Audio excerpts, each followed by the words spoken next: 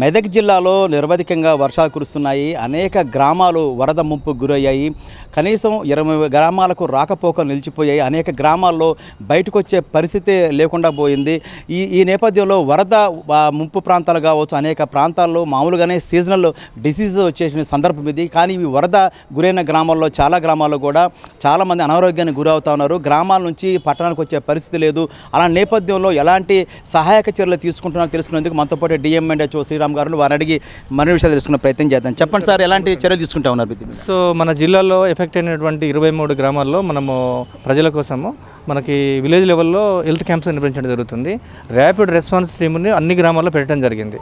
So 21 గ్రామాలతో పాటుగా మనకు ఉన్నటువంటి 468 జీపీలలో కూడా ర్యాపిడ్ రెస్పాన్స్ టీము ప్రాథమిక ఆరోగ్య కేంద్రంలో ఆల్రెడీ మనము ఏర్పాటు చేసుకోవడం జరిగింది.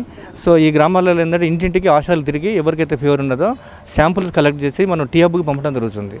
సో ముఖ్యంగా ఏంటంటే మనం ముందస్తుగానే ఆశాల దగ్గర, ఎన్ఎంల దగ్గర సబ్ సెంటర్ లెవెల్లో మందులు పెట్టడం జరిగింది. ఎందుకంటే ఒకప్పుడు మనకి సంగారెడ్డి నుంచి మందులు వచ్చేది. సెంట్రల్ మెడికల్ స్టోర్ అనేది మన మెదక్లో ఉంది కాబట్టి మెడిసిన్స్కి ఎలాంటి ప్రాబ్లం లేదు. సో గవర్నమెంట్ నుంచి వచ్చిన గ్రామాలకు రాకపోకలు నిలిచిపోయాయండి. ఫర్ ఎగ్జాంపుల్ కొన్ని తండాలు కూడా దాటిపోయాయి. వాళ్ళకి అత్యవసరమైతే మెడిసిన్ ఏ విధంగా అక్కడ చేరవేస్తారు మీరు? ఆల్రెడీ ముందు ఇలాంటి పరిస్థితి వస్తుందని ఇంతకుముందే మనము సీఎం గారు చెప్పడం జరిగింది. సో ముందు ఆశాల దగ్గర, అదేవిధంగా ఏఎన్ఎం దగ్గర పెట్టడం జరిగింది అడ్వాన్స్డ్గా. సో మనకి సమస్య లేదు.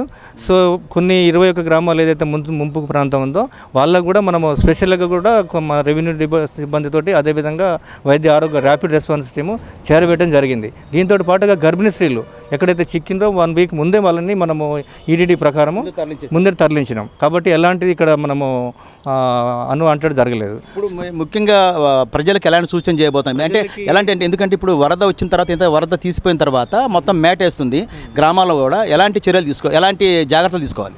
సో ప్రజలు మెయిన్గా అంటే వ్యక్తిగత పరిశుభ్రతతో పాటించాలి. దాంతో పాటుగా ఏంటంటే కాచి వడపోసిన నీళ్ళు తాగాలి. సో మెయిన్గా ఏంటంటే మన వ్యక్తిగత పరిశుభ్రత చాలా ఇంపార్టెంట్.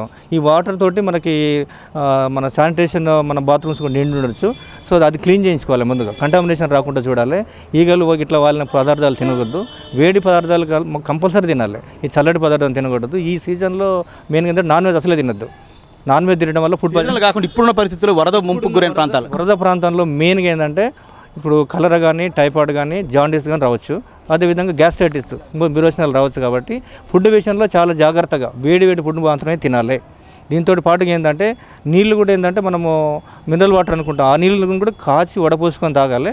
ఈ సీజన్ పోయిన తర్వాత, ఈ యొక్క ఫ్లడ్ ఎఫెక్ట్ పోయిన తర్వాత అప్పుడు మన బ్లీచింగ్ వాటర్ చేసిన వాటర్ కూడా ప్రభుత్వం అందిస్తుంది. ఓకేనా? ఇదే పరిస్థితి మొత్తం మీద చూసుకున్నప్పుడు ఒకటే చెప్తున్నారు. ఏదైతే వరద వస్తుందని తేలిన సందర్భంలోనే వరద ముంపు గురవుతానని ముందే నిర్ధారించిన తర్వాత వర్షం ఎప్పుడైతే భారీ వర్షాలు ప్రారంభమయ్యో, రెడ్ అలర్ట్ ప్రకటించారో అప్పుడే అన్ని ప్రాంతాల్లోకి ఆశా వర్కర్ల ద్వారా మా మెడిసిన్ పంపించేసాం. అత్యవసరం అయితే కూడా వాళ్ళకి చేరవేసేటువంటి సదుపాయాలు కూడా ఉన్నాయి. ఎలాంటి జాగ్రత్తలు, చాలా జాగ్రత్తలతోనే ఉండాల్సిన అవసరం ఉంటుందని కూడా డిఎంఎన్హెచ్ఓ చెప్పేసి కనిపిస్తుంది. కెమెరా పర్సన్ వినోద్తో PV రావు 10 TV మెదక్ నుంచి.